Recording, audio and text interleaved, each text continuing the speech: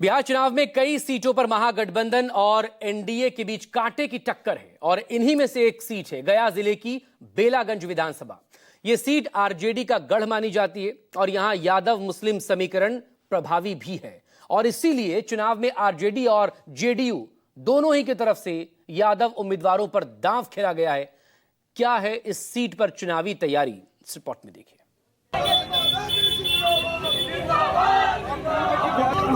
जिंदाबाद जिंदाबाद जिंदाबाद।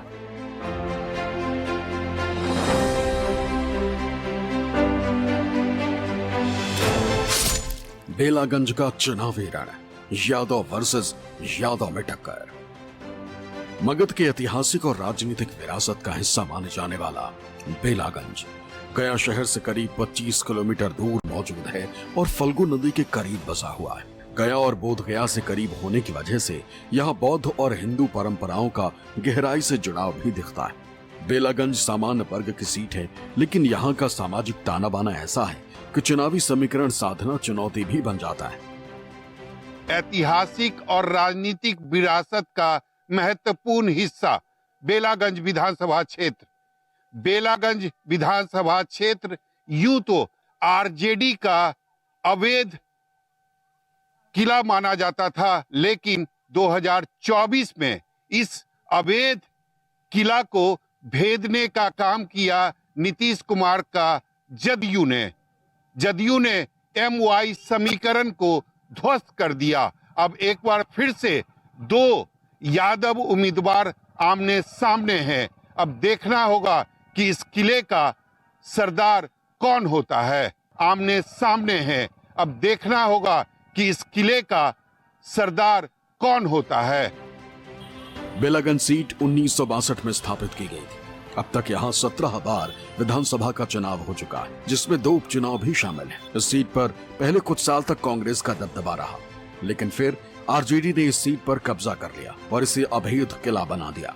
आरजेडी ने 7 बार लगातार इस सीट पर जीत दर्ज की, लेकिन साल 2024 के उपचुनाव में आरजेडी से जेडीयू ने सीट झटक ली। मनोरमा देवी यहाँ से विधायक चुनी गई। जिंदाबाद जिंदाबाद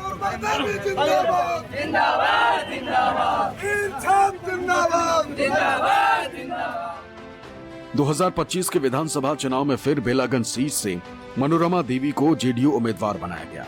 वो यादव जाति से हैं, जबकि आरजेडी ने विश्वनाथ कुमार यादव को उम्मीदवार बनाया। जनसुराज ने बेलागंज में मुस्लिम उम्मीदवार मोहम्मद शहाबुद्दीन को उम्मीदवार बनाया, यानी 2 यादव उम्मीदवार और 1 मुस्लिम उम्मीदवार मैदान में। इसलिए बेलागंज में असली मुकाबला आरजेडी और जेडीयू में ही दिख रहा है, क्योंकि दोनों ने यादव उम्मीदवारों पर दाव खेला है। आरजेडी जहां इस सीट पर दोबारा अपनी पकड़ बनाने के लिए पूरा दमखम लगा रही है, तो वहीं जेडीयू भी पूरी कोशिश में है कि वो यहां जीत का परचम लहरा सके।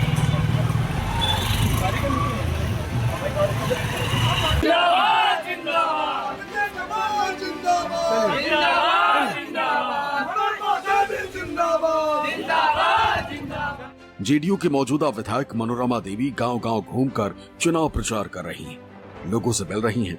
उन्हें भरोसा है कि उपचुनाव की तरह इस बार भी लोगों का प्यार उन्हें मिलेगा। आप बात कर लीजिए। बेलागंज विधानसभा क्षेत्र और इस वक्त हमारे साथ एनडीए उम्मीदवार मनोरमा देवी है। मैम, ये बताइए, इस बार क्या समझ में आ रहा? 1 साल पहले जो बाय इलेक्शन हुआ था उसमें आपने चुनाव जीता। सबसे पहले मैं आपको धन्यवाद देती हूँ कि आपने कीमती टाइम निकाल के आप यहाँ हैं, इसलिए आपके लिए बहुत बहुत धन्यवाद जी। क्या लग रहा है इस बार, मूड क्या लग रहा है बेलागंज की जनता को? बहुत अच्छा, पिछले वर्ष से बहुत अच्छा नजर आ रहा है। सभी समाज में अच्छा रिस्पांस मिल रहा है, बहुत अच्छा। मैं 2 बार एमएलसी रही, लगातार एमएलसी के चुनाव लड़ते रही और मैं इन लोग के बीच में रहती हूँ, सभी समाज के बीच में मैं रहती हूँ। सारे लोग भली भांति जानते हैं कि मनोरमा देवी कौन है और कैसी महिला है, उनको भली भांति मालूम है। सुरेंद्र यादव तो दावा कर रहे हैं कि वजीरगंज जो है बेलागंज वो हमारा किला था और इस बार हम अपने किले पर कब्जा करें। जी, सबसे पहले उनको जाके बोलिए कि राजनीतिक में कोई परमानेंट किला नहीं होता है। राजनीतिक में कोई किला नहीं होता है, वो हमारे जो वोटर हैं उन पे निर्भर करता है। ये तो उनका भरम है। जीतेंगे चुनाव जीतेंगे 100% जीतेंगे 100%। सभी समाज के लोग आजकल अपना प्रतिष्ठा को देखते हैं कि मान सम्मान कौन देगा, मेरा सुरक्षा का गारंटी कौन देगा और मेरा विकास से काम कौन करेगा। भली भांति लोग जानते हैं। सारे लोग हमारे बच्चे लोग सारे इंग्लिश मीडियम स्कूल में पढ़ रहे हैं। सारे लोग हमारे पढ़े लिखे हमारे नौजवान भाई लोग हैं और पहले से हमारे जो गार्जियन हैं समझ चुके हैं कि हमारा प्रतिष्ठा एनडीए के साथ है, किसी के साथ नहीं है। मनोरमा देवी के चुनाव प्रचार में उनके बेटे राकेश रंजन उर्फ रॉकी यादव भी उतरे हुए हैं। चुनाव प्रचार की कमान संभाल रखी है। बेटे को भी मां की जीत की पूरी उम्मीद है। एनडीए प्रत्याशी मनोरमा देवी चुनाव प्रचार की पूरी कमान संभाल रखी है उनके बेटे राकेश रंजन उर्फ रॉकी यादव। क्या लग रहा है इस बार सब अच्छा है। जनता का पूरा आशीर्वाद और समर्थन हम लोग को प्राप्त है। पिछली बार तो एक झटके में चमत्कार हुआ था जी, करीब 35 सालों के बाद। जी। तो इस बार वही चमत्कार होगा या फिर से? देखिए, जनता का हम लोग आशीर्वाद लेने में सफल हुए हैं और इनके विश्वास पर हम लोग खरा उतरे हैं इतने समय में। पिछली बार जो चुनाव हुआ था उसमें ये देखा गया था कि मुसलमान जो हैं वो काफी नाराज हो गए थे लालू यादव से और वो सबक सिखाए। तो इस बार भी वही नाराजगी आपको दिखाई पड़ रही है मुसलमानों में या? देखिए, नाराजगी तो है उनमें। जिनको उन्होंने 34 साल विधायक बनाया, उनकी पार्टी ने एक बार भी उनको कैंडिडेट बनाने का काम नहीं किया, जबकि हमारी पार्टी जनता दल यूनाइटेड 2-2 बार हमारा गठबंधन जो है 3-3 बार मुस्लिम को यहाँ फील्ड किया। उनको केवल ही वोट लेने का मशीन अगला पार्टी मान रही है, खासकर बेलागंज में। और कैंडिडेट भी उसी हिसाब से एक ही परिवार के कैंडिडेट को लगातार दोहराया जा रहा है। तो इससे लोग को खफा है, पर लेकिन कुछ लोगों को अपना ये वोट को पोलराइजेशन के लिए गलत दंगा फसाद की बातें, कोई धार्मिक उन्माद वाली बातें करके वे वोट लेने के लिए का कोई फैक्टर? पीके जी का तो कोई फैक्टर वैसा अभी हम लोग को तो नहीं दिख रहा है। वो अपना काम अपना रणनीति खुद बना रहे हैं। बेलागंज में एनडीए जहां सवर्ण और यादव वोटों के सहारे जीत का दावा कर रहा है, वहीं आरजेडी को यादव मुस्लिम समीकरण के एकजुट करने से जीत का भरोसा। बेलागंज में कुल वोटर्स की संख्या 2,86,200 है और जातीय समीकरण को देखें तो यहाँ मुस्लिम वोटर सबसे ज्यादा 43,746 है, जबकि यादव वोटर 43,192, SC/ST 29,625, राजपूत 20,488, कुम्हार 19,934, पासवान 17,166 और भूमिहार वोटर 9,136 है। इनके अलावा अन्य पिछड़ा वर्ग और सामान्य वर्ग के वोटरों की संख्या भी करीब 1 लाख है। लेकिन SC और मुस्लिम मतदाता मिलकर यहाँ की राजनीति में निर्णायक भूमिका निभाते हैं। कहा जाता है कि 1 साल पहले बाय इलेक्शन में बेलागंज की सीट मुसलमानों ने लालू प्रसाद यादव को जानबूझकर हराया था, क्योंकि मुस्लिम समुदाय के लोग बेलागंज विधानसभा में अपनी उम्मीदवारी चाहते थे। लालू प्रसाद यादव ने नहीं दी, इसीलिए नाराज होकर मुसलमानों ने आरजेडी को हराने का काम किया। अब वही समीकरण एक बार फिर से दिखाई दे रही है। अब देखना दिलचस्प यह होगा कि मुसलमानों का गुस्सा अब भी बरकरार है या फिर खत्म हो गया है। बेलागंज में मुस्लिम समुदाय की इसी नाराजगी को इस बार आरजेडी दूर करने की कोशिश में, ताकि यादव मुस्लिम SC समीकरण को फिर से गोलबंद कर सके। इसके लिए आरजेडी उम्मीदवार विश्वनाथ कुमार जमकर चुनाव प्रचार कर रहे हैं, डोर टू डोर कैंपेन कर रहे हैं। विश्वनाथ कुमार अपनी जीत को लेकर न सिर्फ दावा कर रहे हैं, बल्कि तेजस्वी यादव को बिहार का मुख्यमंत्री बनाएंगे, ये भी भरोसा जता रहे हैं। महागठबंधन उम्मीदवार विश्वनाथ यादव हमारे साथ हैं। ये बताइए, कितनी बड़ी चुनौती है, कितनी बड़ी चुनौती बेलागंज विधानसभा क्षेत्र इस बार का चुनाव? चुनौती किसी प्रत्याशी के लिए नहीं होता है, चुनौती कार्यकर्ताओं के लिए होता है। ये चुनाव कोई नेता थोड़ी लड़ता है, चुनाव तो कार्यकर्ता लड़ता है।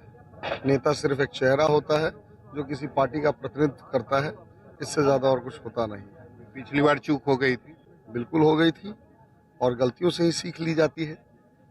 हमारे सभी कार्यकर्ताओं ने काफ़ी सीख लिया है, हम लोगों ने काफ़ी सीख लिया है, सारी गलतियों को सुधार ली गया है। और अब आप माहौल खुद देख रहे होंगे कितना पीसफुली सब लोग जो है वो इंतज़ार कर रहे हैं 11 तारीख का। जीत का दावा तो मनोरमा देवी भी कर रही है। बिल्कुल करें, हर उम्मीदवार जो निर्दलीय है क्या वो जीत का दावेदारी नहीं करता है क्या? मैं सोशल मीडिया पर देख रहा था, एक आपका डायलॉग काफी फेमस हो रहा है, चैन से सोना है तो कोहराम मचा दो। ये उन युवाओं के लिए है कि आप जागिए और अपने कलम से कोहराम मचाइए। आप सोशल मीडिया पर लिखने के माध्यम से मचाइए, क्योंकि बंदूकों का इस्तेमाल तो भाई विपक्षी कर ही रहे हैं। आप कम से कम कलम का इस्तेमाल कर लीजिए, अपनी आवाज़ को ताकत बना लीजिए। कोहराम आवाज़ से मचाना है, अपनी सोच से मचाना है। जीत होगी, तेजस्वी यादव मुख्यमंत्री बनेंगे। यहाँ पे चुनाव विधायक बनाने का है ही नहीं, यहाँ चुनाव अपना मुख्यमंत्री बनाने का है। एक ऐसा मुख्यमंत्री बनाने का है जो हर जात वर्ग समाज का सोच के चलता हो। एक ऐसा मुख्यमंत्री बनाने का है जो हर जात वर्ग समाज के शिक्षित बेरोजगारों को रोजी रोजगार नौकरी देने की बात कर रहा हो। विश्वनाथ कुमार जहानाबाद से सांसद सुरेंद्र यादव के बेटे। सुरेंद्र यादव बेलागंज से 7 बार विधायक रहे। उनकी छवि पूरे मगध इलाके में एक बाहुबली की है। सुरेंद्र यादव भी बेटे के प्रचार में उतरे हुए हैं और खोया हुआ गढ़ वापस आ सके।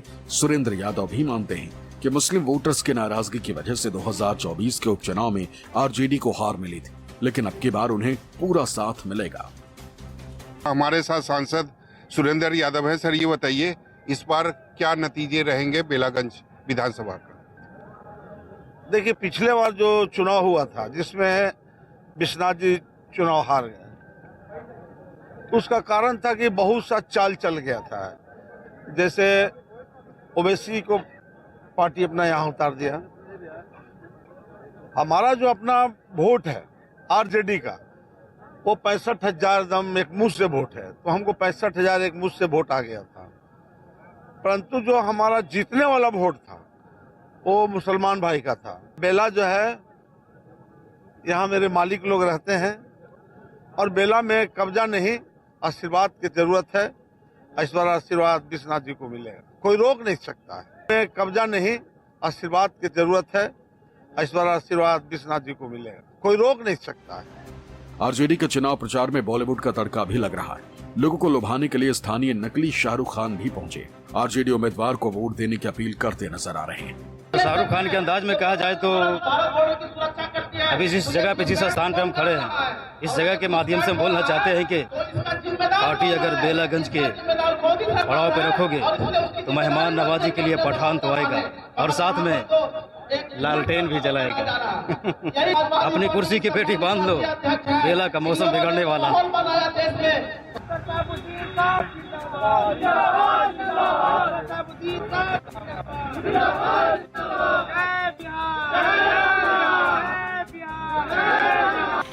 जेडीयू और आरजेडी ने जहां यादव उम्मीदवारों पर दाव खेला है, वहीं जनसुराज ने मुस्लिम उम्मीदवार मोहम्मद शहाबुद्दीन को उम्मीदवार बनाया, जो चुनाव प्रचार में जुटे। जनसुराज ने साल 2024 के उपचुनाव में मोहम्मद अमजद को मैदान में उतारा था और उन्होंने 17,000 से ज्यादा वोट हासिल कर जनसुराज की उम्मीदों को जगाया था। इस बार चुनाव में उतरे जनसुराज उम्मीदवार मोहम्मद शहाबुद्दीन को भरोसा है कि उन्हें मुस्लिम समुदाय का साथ जरूर मिलेगा।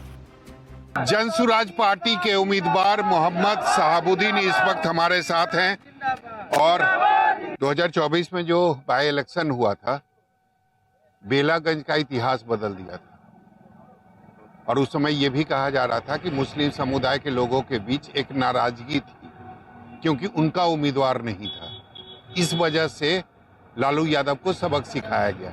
इस बार क्या स्थिति है मुस्लिम समुदाय के बीच? देखिए, वो जो बाई इलेक्शन था तो उसमें मुस्लिम की जहां बात कर रहे हैं तो वहां पर 2 उम्मीदवार थे।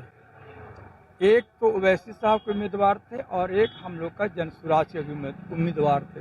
इस बार ओवैसी साहब का AIM के कोई उम्मीदवार नहीं है और मैं मुस्लिम में अकेला हूं, जनसुराज की तरफ से, और अकेला लड़ रहा हूं। तो ये भी है ना कि मुस्लिम समुदाय के जो लोग हैं वो आपको क्यों वोट करेंगे? उनका तो है महागठबंधन का उम्मीदवार।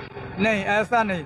महागठबंधन आज नहीं 30 सालों से लोग देखते आ रहे हैं। 90 से लेकर आज तक देख रहे हैं। जो सड़कें टूटी हैं, जो पहले तो था कि सड़क में गड्ढा है, जिन्हें अब तो गड्ढे में सड़क नजर आता है। गांव में देखिए बदहाली, बेकारी, बेरोजगारी, पलायन, शिक्षा में भ्रष्टाचार, शिक्षा के स्तर में गिरावट सारे लोग देख चुके हैं। और उस पर भरोसा जो भी चुनावी ये कहा जाता है कि जुमला सब लोग जानते हैं और पूरी पब्लिक बदलाव चाहती है।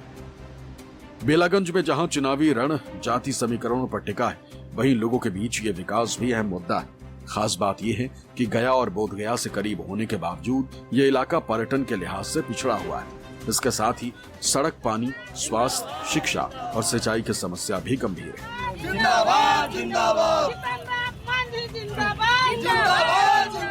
बेलागंज का समीकरण जो पिछली बार का मामला था कि पिछली बार 2 मुस्लिम कैंडिडेट हुआ करते थे, इस बार एक ही कैंडिडेट है। और कई MIM के यहाँ जो लीडरान है, बेलागंज के कई सदस्य हैं, उन लोगों ने एक प्रस्ताव रखा वहाँ अपनी पार्टी के बीच में कि भाई एक मुस्लिम ही हो तो बेहतर हो। और जनसुराज एक उभरता हुआ पार्टी और बड़ी पार्टी अब खड़ी हो चुकी है बिहार में, तो उन्हीं को एक बार मौका दिया जाए कि मुसलमान ही अच्छे लीडर यहाँ पर आ गए हैं। हम लोग तो आरजेडी के साथ हैं, आरजेडी के साथ हैं। क्यों? इसलिए कि हमारा मन कुछ का विकास नहीं किया है। 9 महीना रह गया लेकिन कुछ मेरे काम नहीं काम किया। हम सब उन्हीं को वोट दिए थे, लेकिन अब नहीं देंगे। हम लोग जो है 34 साल से जो हमारे आरजेडी के प्रत्याशी यानी M-22 के समीकरण हम लोग बनाते रहे और जो है और विकास नाम के कोई चीज नहीं आरजेडी के समय। मनोरमा देवी बहुत काम की, हर जगह पर वो विजिट भी कर रहे हैं, घर घर में। इस तरह से उनका काम नहीं होता था जो पहले विधायक थे। मनोरमा देवी जीतेगी। क्या है? 7 महीना में गाँव डोर टू डोर सब संपर्क किया है। उसके बाद जहाँ मैंने कुछ आवश्यकता हुआ, चापाकल हुआ, कहीं रोड में दिक्कत हुआ, अड़चन था 34 साल से, उसको दूर किए। केसरी का सरकार बनेगा सर। क्या है? अच्छा काम है सर, क्या अच्छा? गरीब के लिए मसीहा वो सरकार ला हम तरस रहे हैं सर। कैसे मसीहा है? दाता है वो है ना, रोड पर चलेला सिखाए हैं सब जनता के, गरीब गुरबा के। का बाल बच्चा पढ़ लिख के सब बेरोजगारी होला सर। तो लालू जी ना, लालू जी, तेजस्वी जी क्या किए? जसरी जी बड़ी किया, उनकर बाप किया है, तब बेटो करेंगे सर। बेलागंज में 35 साल से कोई विकास, आप घूम के देख लीजिए नली गली की क्या पोजीशन है। और विधायक ऐसा चाहिए कि पहले गांव के नली गली सब बनावे, ऊपर तो बात की बात। पहले हमारा यहाँ चलने ही की जगह नहीं है, तो हम ऊपर क्या देखें? पहले जो विकास करने वाला है उसको नहीं देखना। तब पहले में और अब के बारे में बहुत फर्क है। क्या फर्क है, समझा दीजिए। पहले कुछ तबके के लोग वोट दिख कर रहे थे, अब कुछ लोग नहीं किए। अब की बार सब एकजुट हुए हैं। बेलागंज में उम्मीदवारों के अपने अपने दावे और लोगों को उम्मीदवारों से उम्मीद। अब देखना होगा कि जीत इस बार किसको मिलती है। बेलागंज विधानसभा क्षेत्र की लड़ाई काफी दिलचस्प हो गई है, या यूं कहें कि लड़ाई त्रिकोणीय हो गई है। एक बार फिर से महागठबंधन बेलागंज विधानसभा क्षेत्र, या यूं कहें कि अपने किले को फिर से कब्जा करना चाहता है। वहीं एनडीए बेलागंज विधानसभा क्षेत्र पर अपना जो कब्जा है वह बरकरार रखना चाहता है। अगर तीसरी तरफ अगर जन सुराज की बात करें तो जन सुराज भी अपनी भूमिका को अहम बनाने की पूरी कोशिश कर रहा है। कैमरामैन ऋषि के साथ सौरभ कुमार, बेलागंज, न्यूज़ 24।